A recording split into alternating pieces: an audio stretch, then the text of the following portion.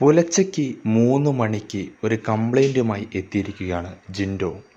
തൻ്റെ power team അംഗമായ റസ്മിനും നോറയ്ക്കുമെതിരെയാണ് ജിൻഡോയുടെ പരാതിയും. റസ്മിൻ പവർ ടീമിൻ്റെ പവർ റൂമിൽ കിടക്കാതെ നോറയുടെ കൂടെ പോയി കിടന്ന് അവിടെ നിന്ന് മൈക്ക് ഊരിവെച്ച് സംസാരിച്ച് പ്ലാൻ ചെയ്യുകയാണെന്നാണ് ജിൻഡോയുടെ പരാതി. ഇതിനു മുന്നേ 2 ദിവസം മുന്നേ ജിൻഡോ മറ്റൊരു കാര്യം കൂടിയും പറഞ്ഞിരുന്നു. റസ്മിൻ, നോറ, ജാസ്മിൻ എന്നിവരെല്ലാം പുറത്തുനിന്ന് പ്ലാൻ ചെയ്താണ് ഇവിടെ കളിക്കാൻ വന്നതെന്ന്. ഇതും ഇപ്പോൾ പവർ റൂമിൽ കിടക്കാതെ നോറയുടെ അടുത്ത് പോയി റസ്മിൻ കിടന്ന് രാത്രി മൈക്കൂരി സംസാരിച്ച് പുതപ്പിനുള്ളിൽ നിന്ന് സംസാരിച്ച് പ്ലാൻ ചെയ്യുകയാണെന്ന പരാതിയുമായിട്ടാണ് ഇപ്പോൾ ജിൻഡോ എത്തിയിരിക്കുന്നത്.